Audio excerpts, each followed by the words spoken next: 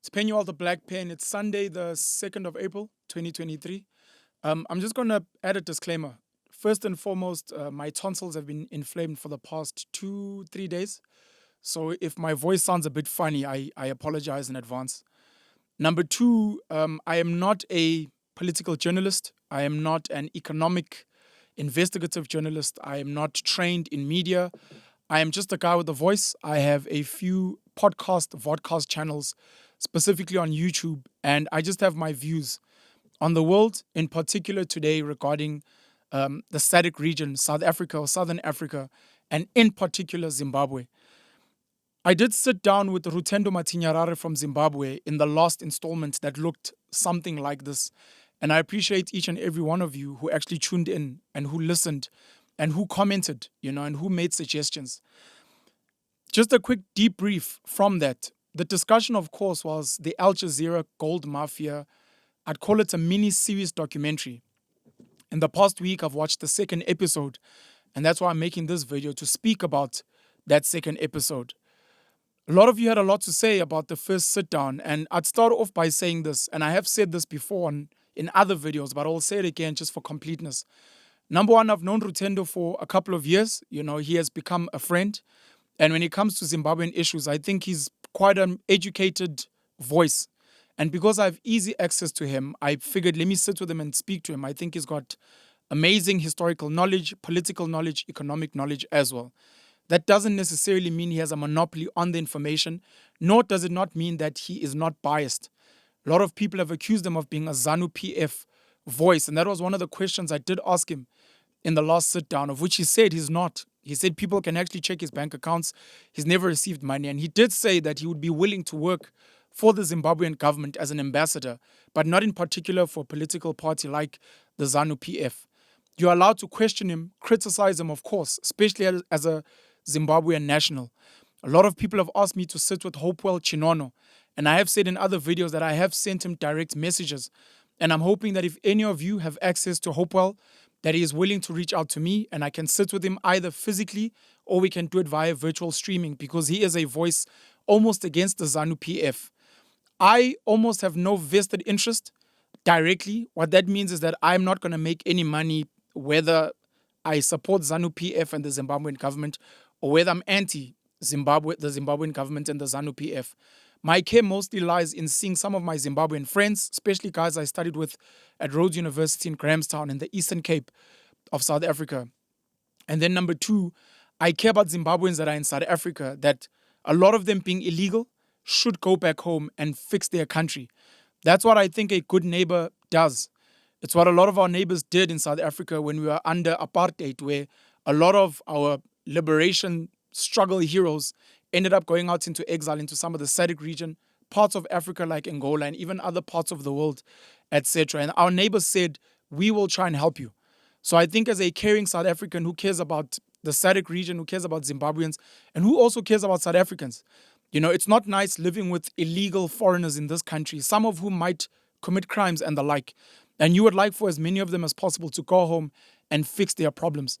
But I think this is a topical issue, and people like myself who are not qualified, not educated, should be allowed to state their opinions, especially and in particular Zimbabwean nationals. Those of you who have criticized me, those who have criticized Rutendo, I urge you guys, I plead with you guys, please set up platforms, YouTube, TikTok, doesn't matter, where you state your opinions. And if you are scared of ZANU-PF, if you are scared of the Zimbabwean government, it almost isn't fair then to attack people that are speaking out, because it means you're a coward. And it means the people that are speaking out, if you feel they're biased, at least they are brave enough to be biased. You are not brave enough to speak the other side, like some of the liberators during the apartheid struggle in South Africa that went out and spoke out against the apartheid government. So I urge you guys to please speak out if you have issues. But at all times, please consider the people of Zimbabwe. Please consider that we are trying to help fix Zimbabwe and we're not trying to destroy it. There might be people that have agendas to destroy Zimbabwe, but we are not those people. I've written a lot of notes. I'm going to be reading a lot of stuff. Please bear with me. Some of the stuff is all over the place. I just wrote it down because I think it's important I try and be a little bit factual. If you have any criticism to the stuff I'm going to say, please feel free to criticize intelligently and with respect in the comments. If you've got alternative information, please drop links in the comments below so that we can all learn. I'm here to try and help.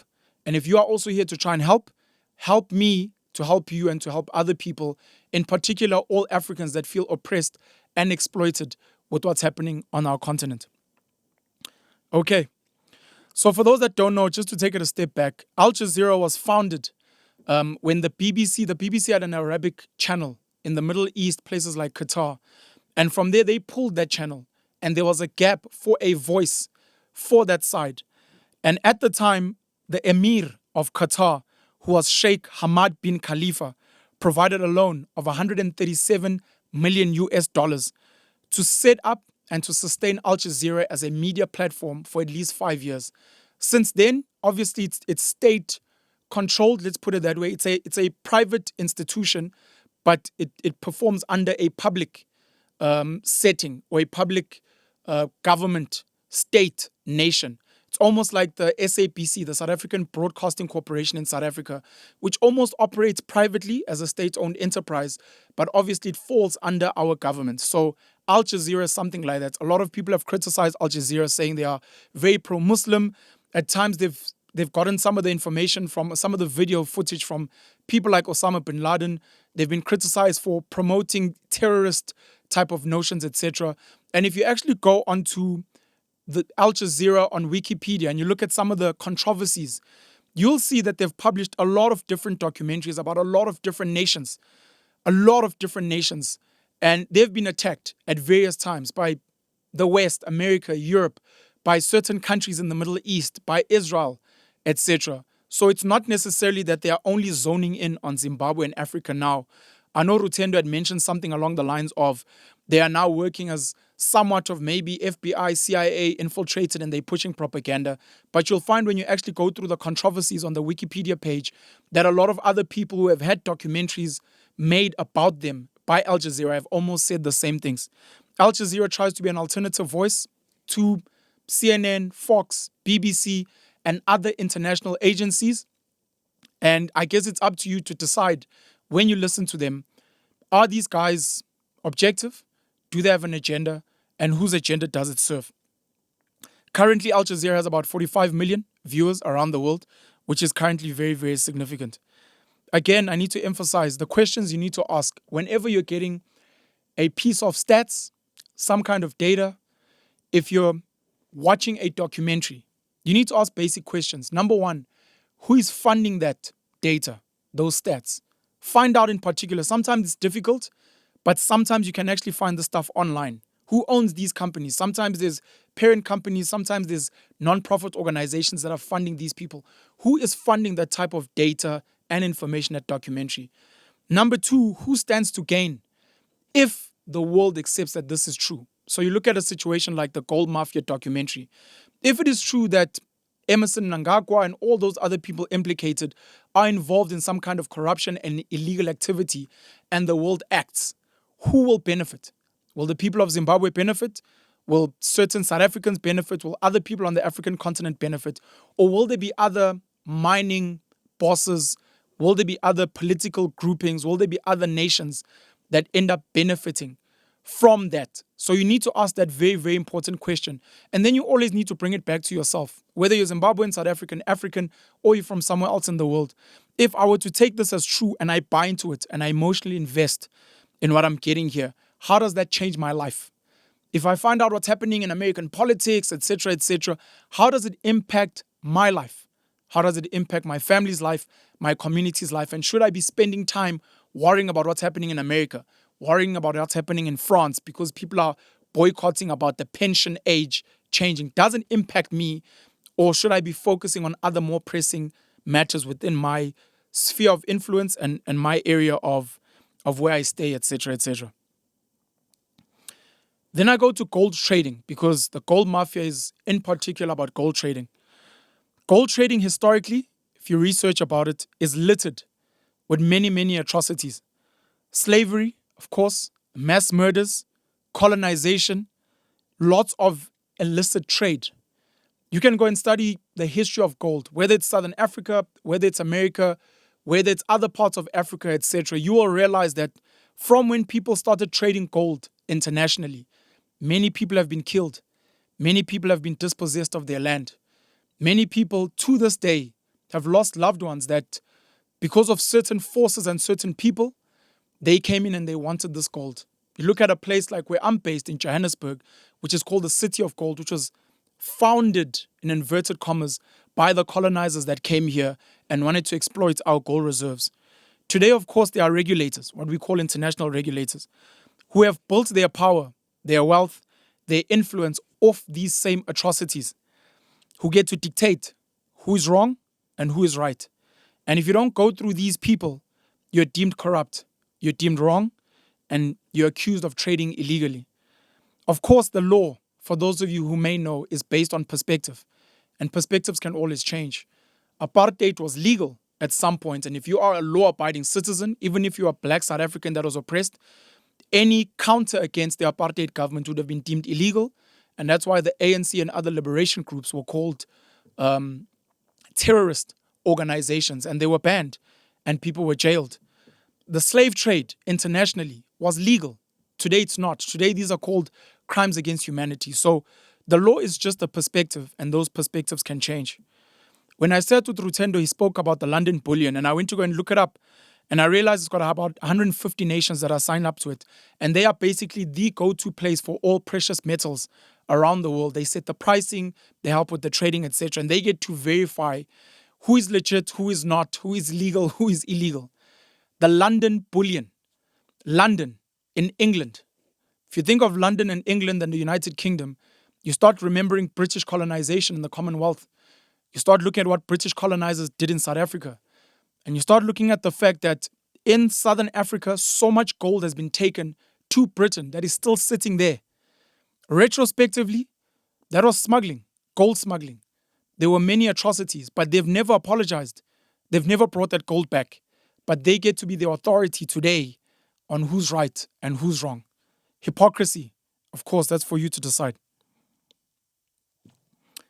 If you go into Zimbabwean history all the way from Cecil John Rhodes to Ian Smith, and back when it was called Rhodesia, of course, Rhodesia got split up into Zimbabwe, Zambia, and I think Malawi. And then obviously Robert Mugabe came in. And he came in, and at the time, if you look at South African history and where we are, a lot of similarities with Zimbabwe from a land perspective. They tried what we've tried, the willing buyer, willing seller. They tried to be like, we will buy the land if you give it to us. And they never got it. And Mugabe went and accelerated it, and he took the land by force. Something that hasn't been done in South Africa, and something that a lot of white people that have benefited from colonization, apartheid, always threaten the black masses. You will become like Zimbabwe. If you look at what happened, or if you look at what happened in Zim and you look at what happened in South Africa with the struggle in South Africa was never for voting. The South African politicians have somehow convinced the masses that we were fighting for political freedom, for the right to vote, for democracy. That is not true. When people were fighting in South Africa, they were fighting for many reasons. One of them being, we don't want to be oppressed by a white government. Number two, we don't want to be excluded from a mainstream economy. Number three, there was land that was taken forcefully by the apartheid government to this day that has still not been ring-fenced by the ANC government and has not been, whether you call it forcefully, whether you call it legally, taken, because it was taken through human rights violations means. People are not fighting to vote. They were fighting to be treated as human beings, and they were fighting to get their land back. And today we are expected to celebrate voting when that's not important. We are constantly moving from pillar to post, worrying about Section 25 of the Constitution, which the ANC refuses to amend, which the EFF claims they will amend if they get into government, which Andile Mngxitama of the BLF says that overnight it will change. But we're not really sure if these guys are genuine. But the reality is that the fight was for land, and Robert Mugabe made sure that Zimbabweans got the land back, and he was vilified and crucified by the international media for that. Again, South Africa's never gone in that, and we get threatened all the time. Expropriation without compensation and all these other conversations. The government went around South Africa having these seminars and sessions where people speak. It was almost like a therapy session, and nothing has changed to date. We are still being told, vote for change, things will change. It's 3 decades later, we're going to go into 5 decades, we're going to go into a century, and people will still be promised things that were forcefully taken that have not been reversed to this day. Emerson Mnangagwa came in after Robert Mugabe, and one of the things he did is he apologized to a lot of the white landowners that had their land taken. And he promised to compensate them 3.5 billion US dollars for that land and to give them some of the land back. That process is currently in implementation and process. I don't know how successful it is and how successful it's going to be. What is important to note is that in the 1980s, Zimbabwe was home to 120,000 white people in the 1980s and more than 7 million black people. But at that time, 50%, half of the arable land in Zimbabwe belonged or sat in white hands. Something that to this day we still kind of see in South Africa, even though they kind of hide the land ownership and the companies and trusts and non-profit organizations so that you don't kind of see who owns the land. Preservation, wildlife, land, environmental, whatever the case may be. I know Johan Rupert, under one of his environmental preservation projects, controls about 10 million hectares in South Africa. And I believe the Oppenheimer family is the biggest private landowner in South Africa. Again, a lot of it being the preservation of wildlife and the environment and. If you go and you look up that land, you're not going to see a person's name. You're going to see a non-profit organization. You might see a company. You might see a trust somewhere out there. The reality is the majority of black people in South Africa, 80% of them, do not own even 50% of the land. This is arable land or non-arable land. One of the sad things I'll add to that is that when you look at traditional leadership, tribal land ownership under trusts, 15% of South African land sits under that, of which a big chunk of it sits with the Zulu Kingdom, close to 3 million hectares. And you need to ask yourself, what have these tribal leaders done with the land that they are meant to be custodians of on behalf of the people to ensure that the people benefit from that land? We've seen the Royal Bafokeng nation with their platinum mining make a lot of money and invest in their community.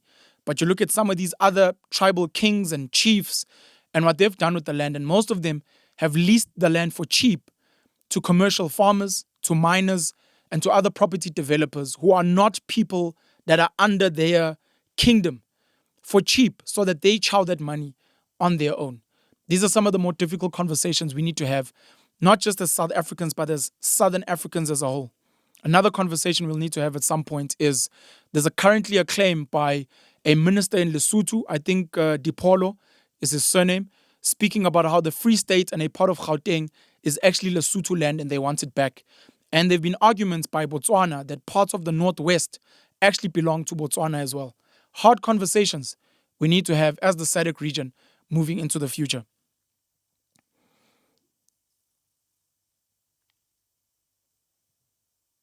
Let me go back, sorry. In 1980, the country of Zimbabwe was home to about 120,000 white people and more than 7 million black people, but white people owned about half of the arable land. As of 2011, over 230,000 Zimbabwean households had been provided with access to land under Robert Mugabe's land program. I want to raise this in contrast. I want to see if I didn't miss anything. I want to raise this in contrast to about 4,000 white farm owners that owned this land that was taken forcefully by Robert Mugabe. 4,000 white farmers or landowners, and they took that land and they gave it to over 230,000 black Zimbabwean households. And of course, a lot of white people in South Africa and other places have said that it was a failure.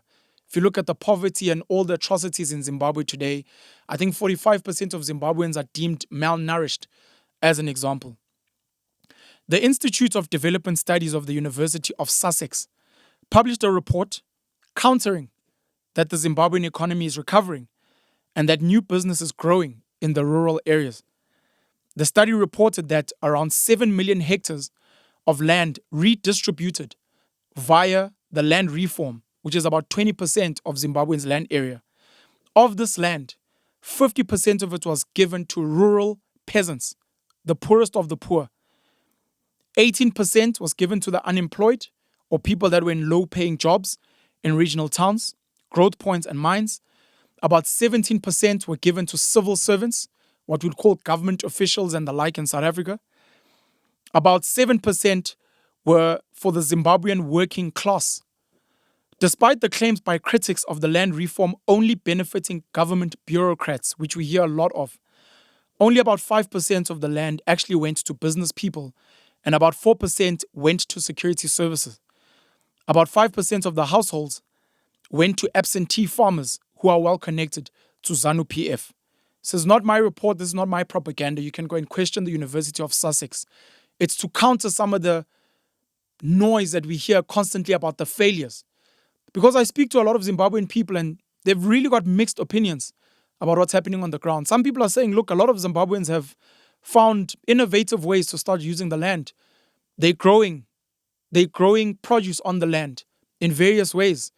Rutendo spoke last week about what we call zamazamas in South Africa, artisanal miners, small-scale miners who go and they mine and they get a little bit of the resources and they sell them and they make some money for themselves. There are mixed reports. Again, at the end of the day, my appeal to you is make sure that in whatever criticism you're offering, whatever information you're offering, is it to benefit the people of Zimbabwe or is it to benefit certain agendas of other people elsewhere? Moving forward, as you know, with the land reform program of Robert Mugabe, the Zim dollar tanked, which was also thanks to hyperinflation. A big part of the hyperinflation was that Zimbabwe was printing a lot of money at the time. Again, hypocrisy, like I said, with the London bullion and British colonization and the gold that still sits in the United Kingdom. The United States of America and the Federal Reserve gets to print money as and when they wish. They are not accused of hyperinflation. No one sanctions them. No one says that the US dollar is worthless. Even though it's becoming very interesting now with the BRICS heavyweights being China and Russia, who are putting more focus on the Chinese yuan and more focus on the Russian ruble as alternative currencies to the US dollar, so that the rest of the world does not just rely on the US dollar as the standard for international trade, especially, as I said, with the Federal Reserve that prints money whenever it feels like it. We saw with the global recession that happened back in the day, how America just simply bailed out banks that were involved in corruption and reckless lending, and to bail them out, they just printed money. We saw with COVID hard lockdown, the COVID relief money that America needed, they didn't borrow from anywhere. They just printed money. Now, a government like Zimbabwe, which is meant to be a sovereign nation, like a South Africa, like any other country in the world, would say, look, if we've got issues in the country, we will just print money. But then there are certain people out there who will say, you can't just print money willy-nilly. We will tank your currency and deem it worthless, and we will sanction you, as has been seen in Zimbabwe. Again, the USA has done similar, but hasn't received a similar backlash. I'm going to move to sanctions. There are mixed reports over whether Zimbabwe is sanctioned or not. I think Rutendo tried to cover this last time, and I think he went over it too quickly, and I want to try and slow it down. Zimbabwe as a country, officially, is not sanctioned. It is not a sanctioned country.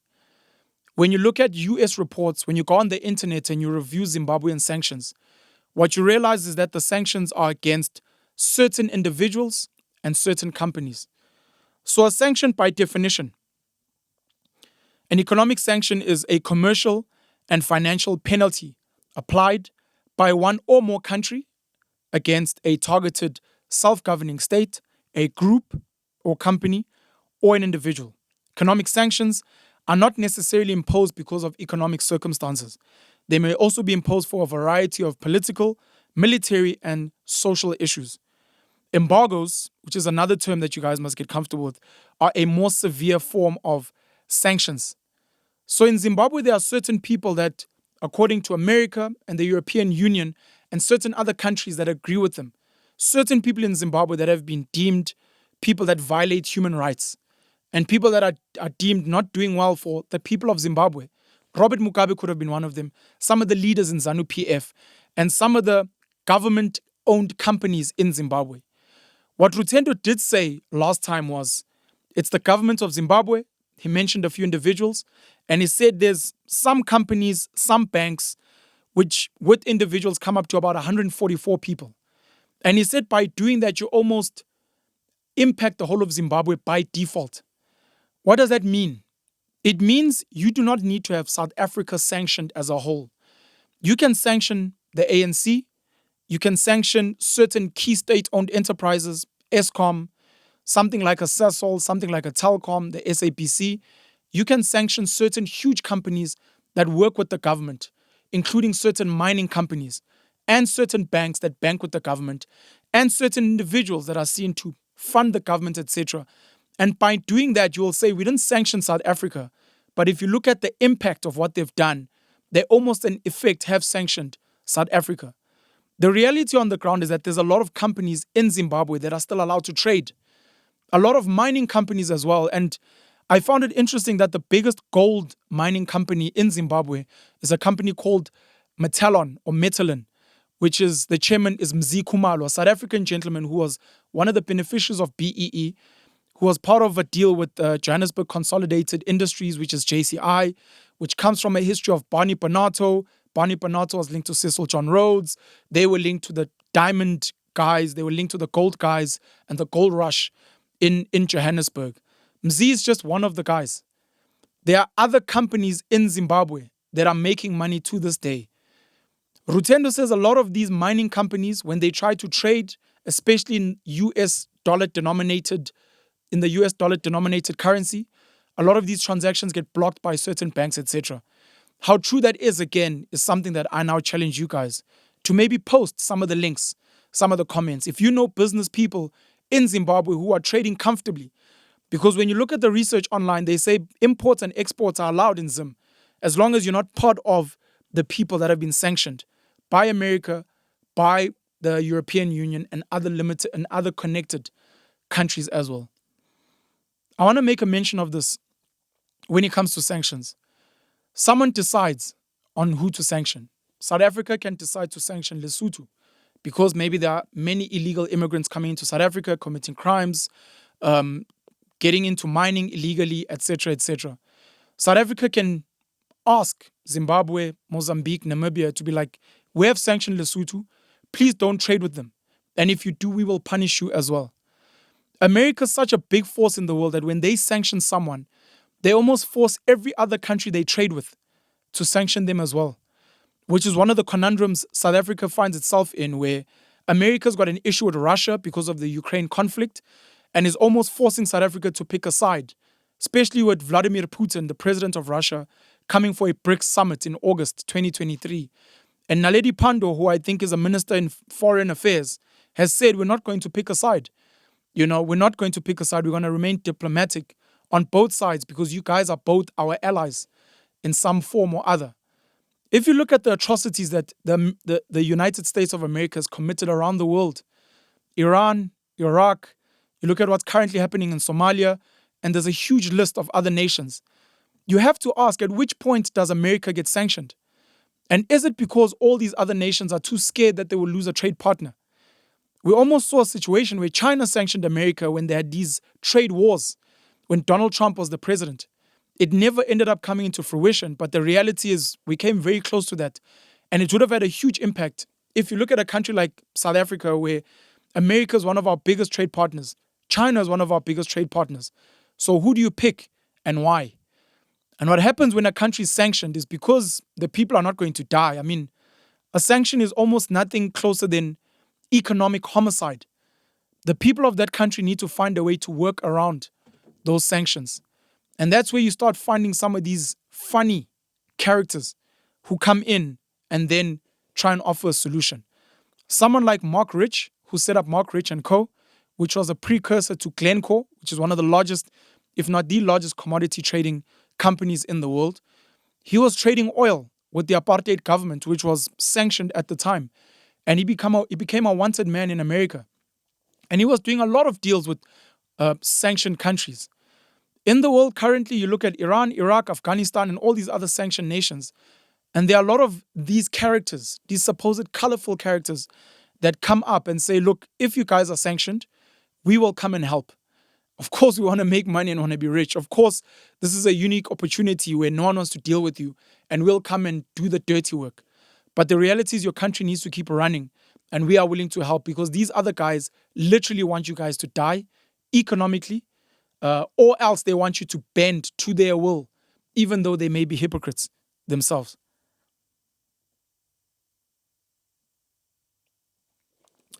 Some of the comments that I've received in some of the videos I've made about Zimbabwe, some of the comments I've made about the Gold Mafia documentary by Al Jazeera, is Zimbabwean people saying that this supposed gold smuggling, this illicit trading of gold, is not helping the people on the ground.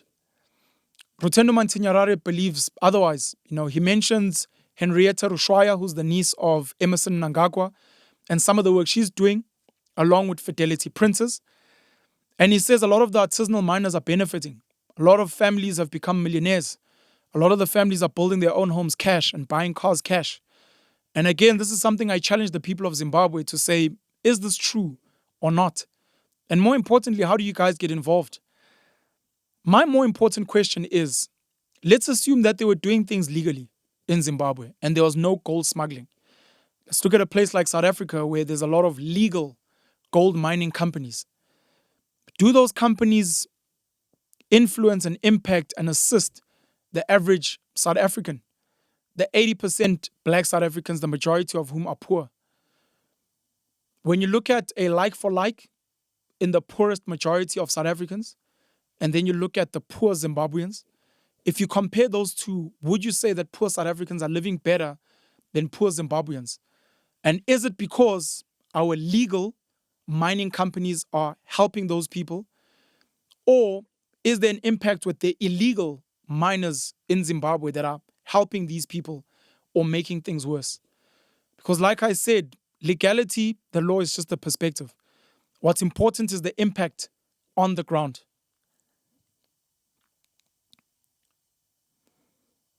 I ask about South Africa. You look at countries like Nigeria, where there's a lot of legitimate mines. You look at a very war-torn country like the Democratic Republic of the Congo and places like Sudan, and whether some of the legal or illegal mining activities there impact and benefit the people or not. I also want to say, in watching some of these documentaries, whether from Al Jazeera or anywhere else, people need to note a lot of the legitimate, a lot of the legal institutions that are involved, and how not much usually happens to them when they are implicated in some of the supposed crimes. They sometimes get a slap on the wrist, a small fine, or sometimes nothing. If you look at that Al Jazeera second episode, there's a mention of Sasfin Bank, which started off as a textile trading company in South Africa, I think in the 1950s, and then became a bank in the 1960s. Today, it's got a branch in Hong Kong. And you ask, what's going to happen to Sasfin? Yes, they're going to isolate the rot. These few employees are gone. We've dealt with them. But the company itself gets to move on almost scot-free, if not maybe with a small fine. Absa Bank was implicated, but of course, they're going to isolate a few employees. Standard Bank as well. 2007 to 2013, our biggest banks in South Africa, Absa, Standard Bank, Nedbank, Investec, Rand Merchant Bank, etc., were involved in currency rigging of the rand and the dollar, hyperinflating prices, so they sell the rand or the dollar at inflated rates, and then buying at artificially set low prices. Some of the people have been named. Fines haven't really been paid by these banks, and life carries on as per usual.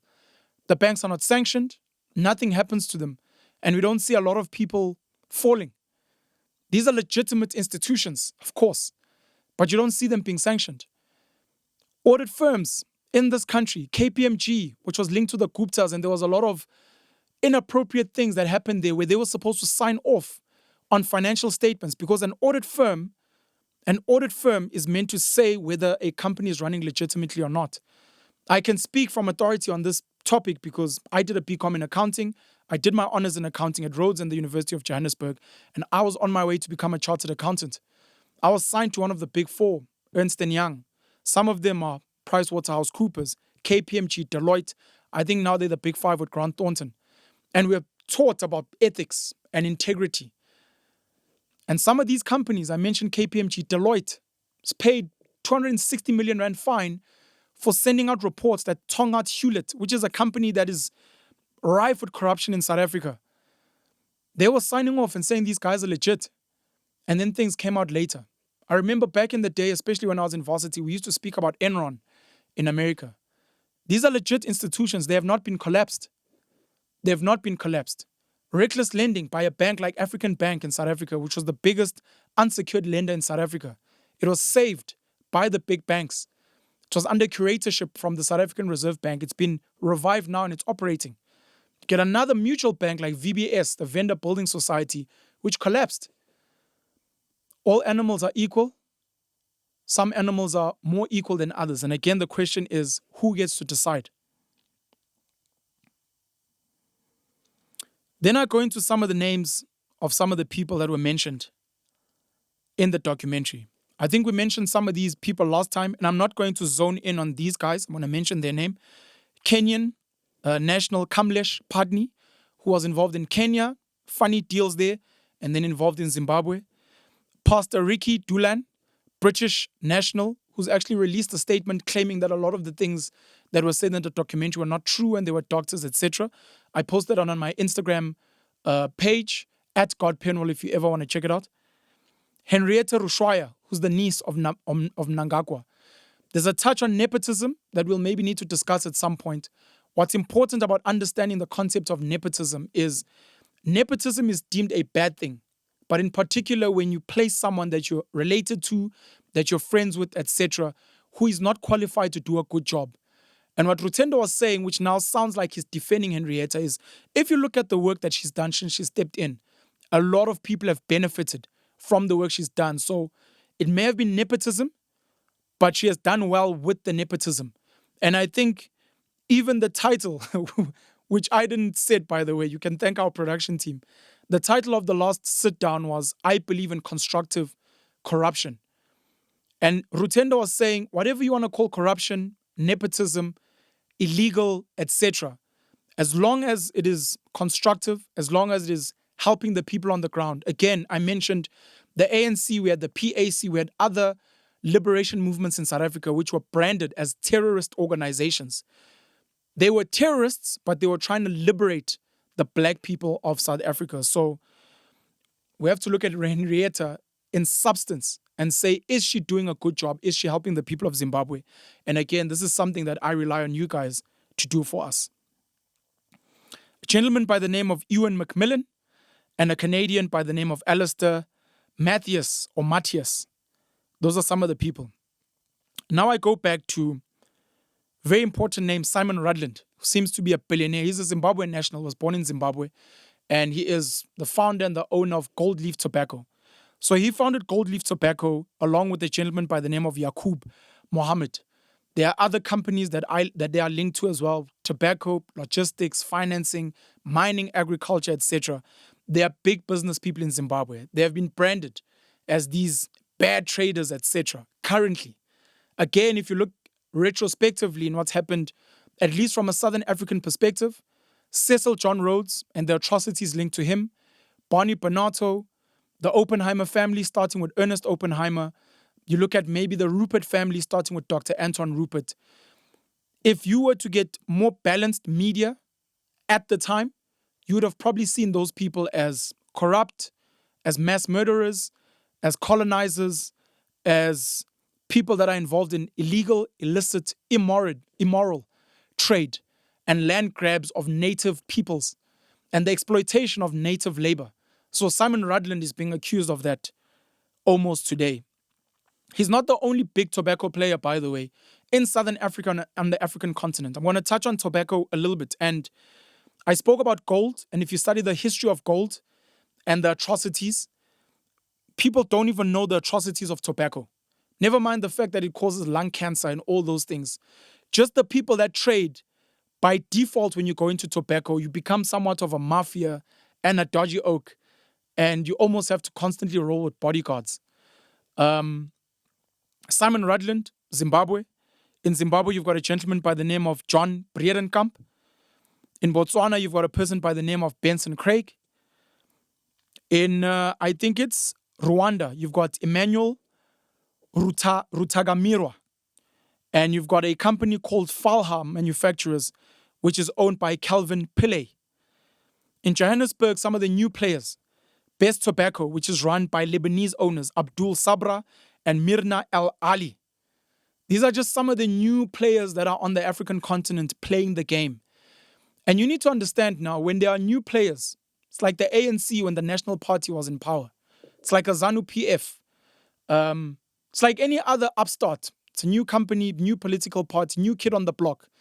They will be branded a certain way unless the incumbents, the big boys, get to invest, get to be friends with them. You look at a company like Anglo American that was founded by your Ernest Oppenheimers and how they've got their fingers in so many gold mining companies. I wouldn't be surprised if they are some of the funders of Mzi Khumalo's companies. By the way, Metalin, the biggest gold miner in Zimbabwe, is actually headquartered in London. It's a black South African guy, but the company is not even headquartered in South Africa. It's headquartered in London, where the London bullion sits. I wouldn't be surprised if some of the hidden investors and funders at the back are some of these people that we have called shady in the past, but today it looks whitewashed. And maybe at some point we'll have to speak about how some of the incumbents have found amazing faces today that make business look legit, but it's still the same dirty business. Simon Rutland, as an example, could be a black Zimbabwean national who's running a legit operation supported by the Zimbabwean government. He's a celebrity amongst Zimbabwean nationals. He maybe owns some soccer teams. He's maybe built some schools, etc. And then you find out that he's actually a proxy for some of the biggest tobacco companies in the world. There's something called Big Tobacco, British American Tobacco, Philip Morris. There's a Chinese tobacco company. There's a Japanese tobacco company. Then there's Imperial, which I think is British. That's Big Tobacco. And you might find that this person is just a proxy, and that's why they get to operate untouched and untainted. So these incumbents and these old guys almost look for new kids on the block that they can invest in. If you look at, for example, Mark Zuckerberg and Facebook, he can only operate if some of the old billionaires in America get to invest in a Facebook. He can only thrive like an Elon Musk with electricity. He can only thrive if the old oil, coal, etc. guys are invested in alternative. For those of you that may not know, please go research if you have the time. The Middle East and I think Saudi Arabia are the wealthiest nations, along with Qatar and Kuwait, some of the wealthiest nations in oil. But coincidentally and ironically, they are also the biggest investors in alternative energies, solar, nuclear, wind, etc. And they're doing that because when the day comes to switch off oil, coal, etc., they'll be the first people in line. You look at South Africa as an example where Cyril Ramaphosa and other of his associates have been making a lot of money from mining, coal, and other precious metals. And the day that we move into alternative, Cyril with his brother Patrice Motsepe and other business associates, I know Remco of Johan Rupert is another one, they are already invested in alternative so that the day coal is switched off, they are already heavily invested in the next wave. It's kind of how capitalism 101 works. Let's go into the big boys because I've already mentioned Simon Rutland and some other people. In South Africa, we've got Dr. Anton Rupert, who started a brand called Voorbrand back in the 1940s, and then they rebranded to Rembrandt, the Rembrandt Group. Became very rich from there. Rembrandt later on became Rothmans International, I think in the 1940s. Rothmans International at its peak was the fourth biggest cigarette manufacturing company in the world. And then in 1995, it was acquired by British American Tobacco. British American Tobacco was a joint venture between Imperial Tobacco, I think in the UK, and America Tobacco in the United States of America. It was a joint venture and they became one of the biggest players in tobacco in the world. I think at one of their peaks in China alone, I think maybe 1937, I stand to be corrected, in China alone, they were manufacturing 55 billion cigarettes in 1 year. I think today they do numbers of about, around the world, 250 billion cigarettes a year. This is what you call monopolies or a cartel, because I told you about Big Tobacco. Philip Morris, British American Tobacco, which acquired Rembrandt and Rothmans International, Japan, China, etc. When you go and you research British American Tobacco, when you go and you research Philip Morris, which is over 120 years old, please go on, just for summary, go onto their Wikipedia pages and go down to controversies. It's cool that the internet still allows for us to see some of these things. And then go and research on Google for yourself some of the controversies and the atrocities linked to these companies. You will see how many bribes they have paid around the African continent. You will see how much cigarette smuggling they've done around the African continent and the world. You have seen how many politicians' campaigns they've funded. There were stories now under COVID lockdown where there were rumors that Nkosazana Dlamini Zuma and the EFF's Julius Malema, who is friends with Adriano Mazzotti of Zimbabwe, who's also apparently a tobacco businessman, that some of these guys are funded by tobacco people, and they were funded during that time so that some of the more common cigarettes, of course, the monopoly held by British American Tobacco in South Africa, how they allowed these cheap cigarettes by the Mazzottis and the Simon Rudlands with the Gold Leaf and RG in particular to come into South Africa, these illicit cigarettes. What makes them illicit, of course, is the fact that they don't pay VAT, they don't pay duties, they don't pay sin tax. My question to you is, if they pay tax, who do the taxes benefit? Do they benefit the people on the ground, or do they benefit the politicians? And you have to look at companies like Gold Leaf, even maybe a British American Tobacco, which is legit, and look at the number of jobs that they create. So Gold Leaf might be a very horrible company, but how many jobs do they create? How many people's salaries do they pay? And do those people get to feed their families because of that? And if they're helping those families, should we say they maybe should not be paying tax and it's fine? Is it a matter of they saying we won't pay tax so that we can get into the market because the market has currently got players that refuse for us to get in, and this is the only way for us to play? Like I said, you look at Philip Morris, you look at British American Tobacco, and you look at the fact that the same things they're accusing the new boys of doing, they have been doing for over 100 years.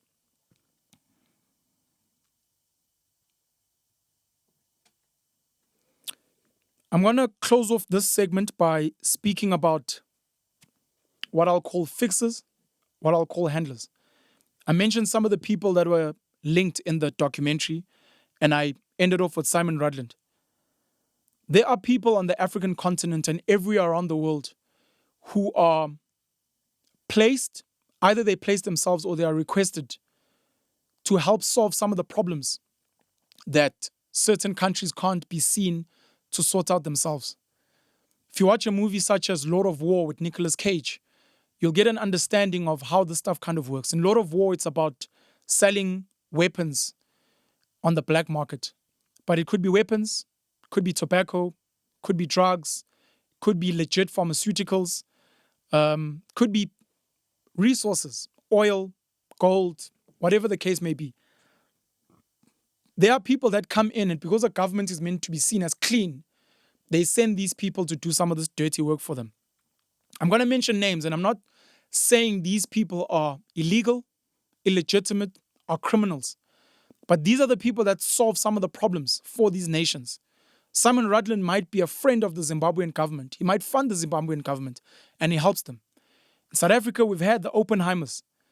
We've had the Ruperts. We've had other wealthy families, maybe the Hersoffs, maybe the Manels, other families that have funded the ANC government, especially under Nelson Mandela. Today, maybe we've got the Adrian Gores, the Brian Joffes, the Stephen Sards, etc., who fund the South African government, along with new boys, Patrice Motsipes, the Saki Machozomas, the Mzi Kumalos, that come in and they fund these guys and they help them with some of the things that maybe an ANC or the government may not be involved in. You've got someone like Dan Gertler, Jewish businessman in the DRC, very close with the Kabila family. He basically runs a big part of their mining industries there. You've got the Oppenheimers in South Africa, as I've said. You look at someone like Bill Gates in the United States of America, who's such a powerful voice at the United Nations, at the World Economic Forum.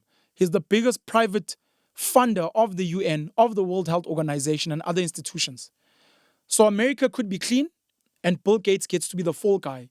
But he's a dollar billionaire, and he gets a lot of his support from the American government to do whatever he's doing. Could be pushing medicine on the African continent. By the way, when America was questioned about sanctions in Zimbabwe, one of their counters was, we are still the biggest aid donor in Zimbabwe. We help a lot of Zimbabweans with food, with medicine, and other things that they need. So it can't be that we are hating on the Zimbabwean people. We are still helping them. The issue is some of the leadership and some of the big business people who are deemed corrupt in Zimbabwe. You had someone like Nathan Kirsch, Jewish businessman from South Africa. who went to Eswatini, became friends with the king, and helped industrialize Swaziland. One of the best business people to come out of South Africa, became wealthy even in places like the United States. You've got, of course, Johan Rupert, who has not only become a billionaire and a fixer in South Africa, but he's become a favorite of the European Union because his dad, Dr. Anton Rupert, set up Voorbrand, Rembrandt, and then it became Remgro. Remgro Investments, number one, which owns all of the investments in South Africa and other parts. And then secondly, Richemont, which is the second largest luxury goods company in the world. So because of that, Johan Rupert gets to rub shoulders with literally the elite on the planet. They've got a nice wine with the Rothschilds family, Rupert and Rothschilds. I think it may be based in France. I think they have some vineyards in the Western Cape as well. Richemont itself is based in Switzerland, which for many people, they believe it is the banking center of the entire world. And some of the Swiss laws allow for a lot of money to flow in and out of Switzerland confidentially without them having to report anything to anyone. And this is deemed legal. You've had the Panama Papers and some of the other whatever papers they want to call them that have leaked some of this information, not just in Switzerland, but in some of these tax haven islands as well. But Johan Rupert is loved in Switzerland, in France, in other parts of the European Union. So he becomes a fixer and an influencer. If he says he doesn't like what's happening in South Africa, you best believe some of the more influential people in Europe, in America, will listen to him. Nicky Oppenheimer's got his son now, Jonathan Oppenheimer. These are the Oppenheimers again. I mentioned Mark Rich a bit earlier. He was the precursor to Glencore. And when you look at Glencore, I'm not really sure who's at the helm now, but you've had someone like Ivan Klassenberg, South African national, I believe is Jewish as well, went to work for Glencore in Australia, I believe. He helped grow the company into the juggernaut that it is today. Glencore's not the only company, and then they've been caught with many atrocities, funding rebel groups, the human rights violations in some of the places they mine. And mind you, they mine a lot in South Africa. And when they were fined, I think over $1 billion US, if I'm not mistaken, when they were fined, there was no foul play in South Africa, where they work with the South African president, Cyril Ramaphosa, and his company called Shanduka. We don't know if in the future Al Jazeera, maybe a BBC, maybe a CNN, Fox, maybe some Chinese media, maybe some Russian media, or someone else who is maybe brave enough or who has an alternative agenda is going to be willing to paint some of these stories for people out there to see. Anyways, there are a lot of these guys out there in the world. Glencore's one of them. Trafigura's another one. Vitol. You've got some of the biggest funders. You've got PIMCO. You've got State Street, you've got BlackRock, you've got Vanguard. Please go and look up some of those companies and just look at the type of influence these companies have and some of their CEOs, some of their chairpersons, and the influence that they have around the world and in influencing certain things. So countries tend to have these people. What was interesting and something I raised with Rutendo is how a lot of white foreigners are used in some of these countries. And the reality is we still live in a world which is racially divided, which still believes, even with black people, that if you see a white person and a white foreign person, you will trust them more than a local black person. And that's the world we live in. On the other hand, there are a lot of white people, a lot of white foreign people who will use a black local person to make certain things look legitimate and locally friendly, etc., so that there aren't investigations into certain things. I hope I'll be able to cover everything. Okay, let me go for 10 more minutes. You actually got 20. 20 minutes. Okay, I might be able to close off. I want to say a short word on scammy prophecy pastors, and maybe I'll add dodgy sangomas. I've spoken about white foreigners when you're doing deals and how to a whole lot of people your deals will look legit. I'm going to mention this in passing. Sandile Shezi became one of the faces of forex trading in South Africa.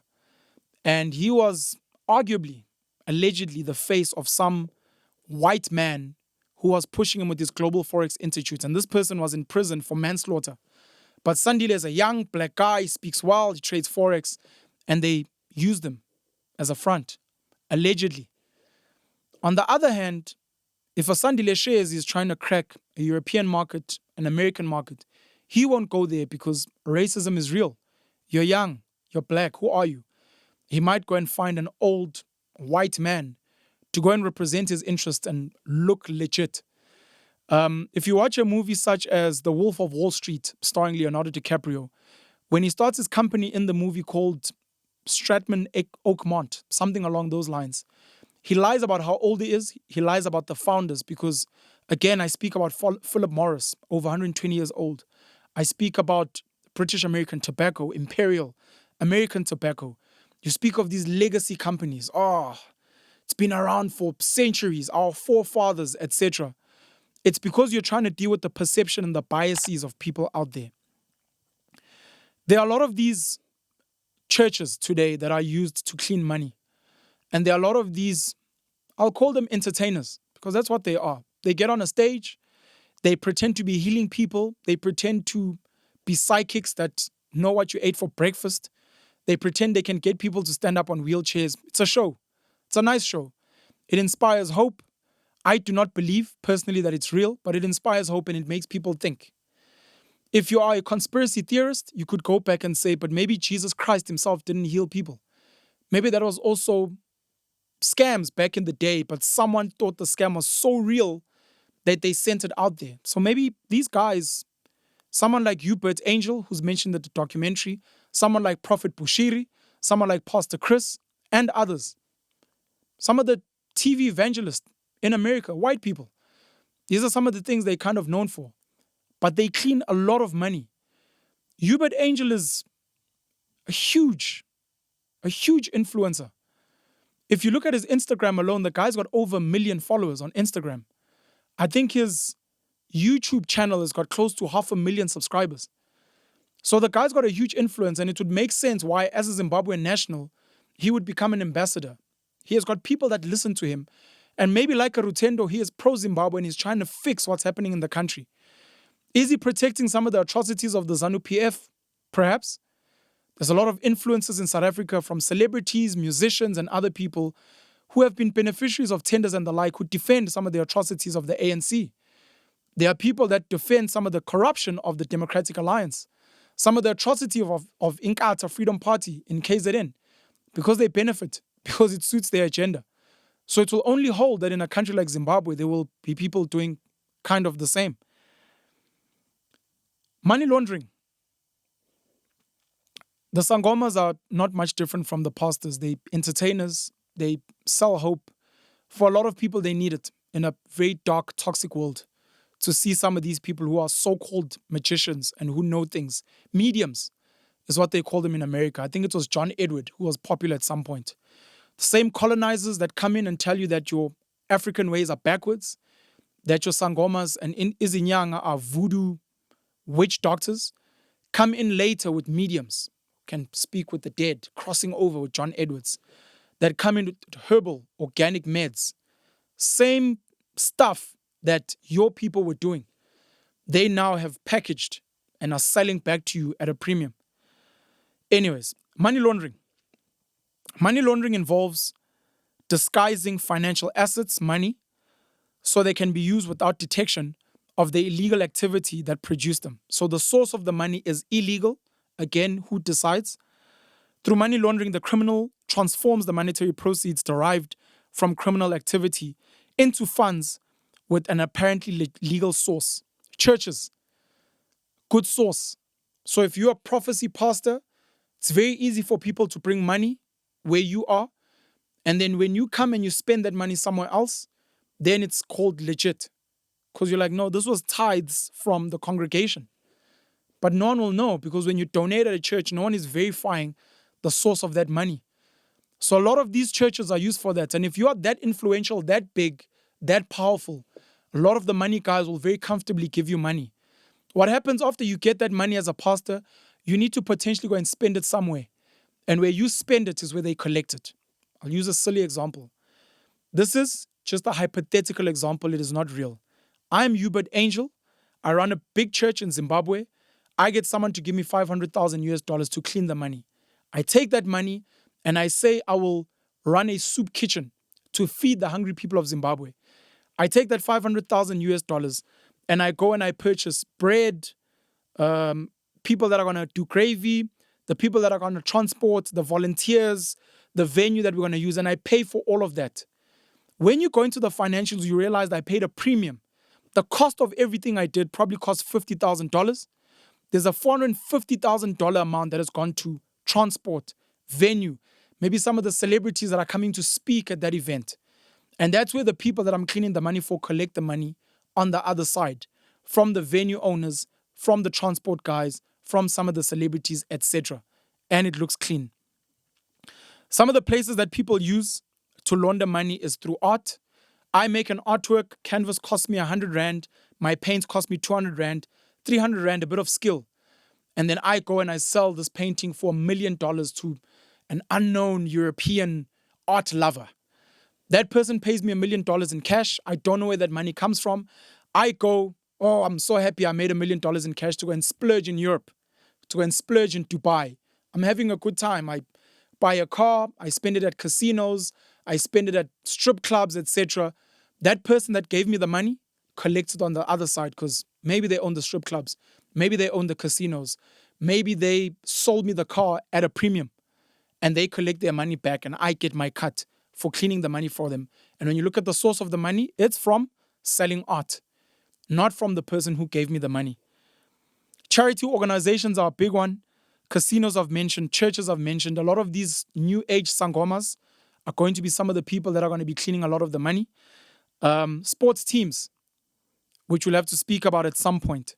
Because you have to ask questions. Billionaires are billionaires. They're in the business of making money, not in the business of sharing money with people.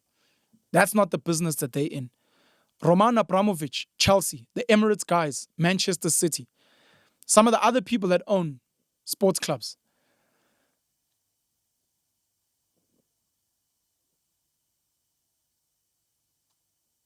Got it there? Okay, let me finish this point. Some of the more local guys in South Africa, again, this is a hypothetical example for money laundering. You've got a legacy child from the ANC government whose father was very closely linked to some of the mining lords of the day. His name is Augustine Motsepe and he has a son named Patrice Motsepe, very closely linked to the ANC. Patrice is seen as highly intelligent, very sharp. He understands how the world works. He goes to the University of Witwatersrand, he qualifies with a law degree and he becomes a partner at Bowman Gilfillan, first black partner. While he's a partner there, he gets to see that there's money made in mining, where his father had close links. His father's a friend with the Hersoft, the Manals, and he introduces them. This is my son, very smart, very sharp. And they're like, we are going to use you as a front for some of our deals, especially with this new government, especially with the ANC coming in. We will make sure you get vendor financing, you get BE financing to run these mines. We will make you a dollar billionaire. As time goes on, they see that this guy is not only sharp, he knows how to make money, he knows how to speak well. He is loved by the World Economic Forum. He is loved by the United Nations. He speaks well. His family looks good and clean and legit. And he can be used for more purposes. So they say, we would like you, Patrice Motsepe, again, hypothetical example, to help clean some of our money. We need you to buy a soccer team, Sundowns. You will pay the players the highest salaries. You will make sure that this is the richest club, if not in South Africa, on the African continent. And we will collect our money on the other side of whatever Sundowns does. It's kit, it's traveling, etc. It's marketing, as an example. But we're not going to stop there. We need you to clean some of our money in Africa. CAF, we'll give you the CAF presidency. Patrice was not the only candidate running, and at the last hour, the two under candidates decided to fall back and withdraw their nominations. Why? We have known that in Africa, there's a lot of corruption in soccer. We know in football with FIFA, Sepp Blatter, how much corruption is in football. You've got a documentary done by Al Jazeera as well called The Men Who Sell Football. So they say we will give you the CAF presidency because we want you to clean more money as the head of CAF as well. Some of the ways to clean money is through a bank. Because if you own your own bank, you get to decide which transactions are legit and illegitimate. So what we'll do is we'll give you Time Bank, an Australian bank. It doesn't tick all the boxes, so you can't be a minority shareholder. We will say you own it outright. And today you own Time Bank, your own bank to clean your own money. You have got African Rainbow Capital, which has all these investments where you can clean money. You've got African Rainbow Energy, which does alternative investments. So when Cyril Ramaphosa, who is your brother-in-law, gets to accept billions of dollars in alternative energy money, it'll come through you, through your banks, through some of your soccer teams and the like. And what's worse, you and your brother-in-law and some of your associates, you guys trade in animals, right? Whether it's Ankole cattle from Uganda, whether it's wild game. And at your brother-in-law's auctions, you must pay a higher price than the market value. Where an Ankole cattle in Uganda is 100,000 Rand, you will pay 2 million Rand to your brother-in-law in a legit transaction in front of everyone. So everything is above board. And we'll make sure on the other side the money is clean. Don't worry about the fact that your brother-in-law, the president of South Africa, has been caught with apparently millions of dollars stashed in couches from some Sudanese businessman for animals that he never collected and that he never really worried about. The guy spent a lot of money buying animals. He forgot about it and is only showing his face now that there's a scandal there.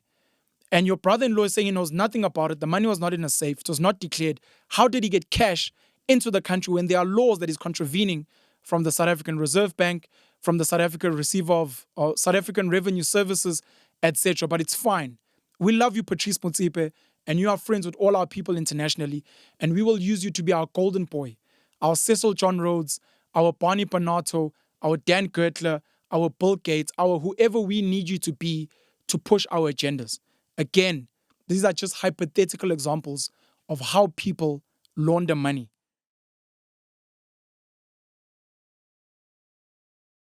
In closing, if all of the allegations made by the Gold Mafia documentary by Al Jazeera are true, then people must be arrested, not just on American law, United Kingdom law, European law, Asian law, just by the law of the Zimbabwean people and the Zimbabwean constitution. If Emerson Mnangagwa, some of his diplomats, ambassadors, some of the people under him, his niece, and those people are involved in foul play, they themselves must punish themselves. Something that hasn't happened in South Africa. We've got the arms deal with Thabo Mbeki and Jacob Zuma. People like Tony Yengeni, people like Fana Hlongwane. Nothing's happened. Got a situation like Phala today with Cyril Ramaphosa. Nothing's happened. COVID relief money looted, part of a 500 billion Rand relief scheme. Nothing's happened. So many other atrocities. Marcus Jooste, over 200 billion in value lost with Steinhoff. Not much has happened. According to our laws, things were violated. Not much has happened. So if those things have happened, it's up to the Zimbabwean people, Zimbabwean lawmakers, some of the alternative voices there, maybe a Hopewell Chinono, to push for justice to be served for the benefit of Zimbabwean people. The question to ask is, if these people are arrested, if justice is served, who benefits? Will it be the people of Zimbabwe? Will it be the United States of America? Will it be the United Kingdom? Will it be certain South Africans? Will it be people in Europe? Will it be the Asians? Will we see Chinese companies coming in? We've seen now that Zimbabwe is going to make a lot of millionaires, if not billionaires, with lithium. How many Zimbabweans are going to benefit from that? How many white foreigners, Indian foreigners, how many South Africans are going to benefit?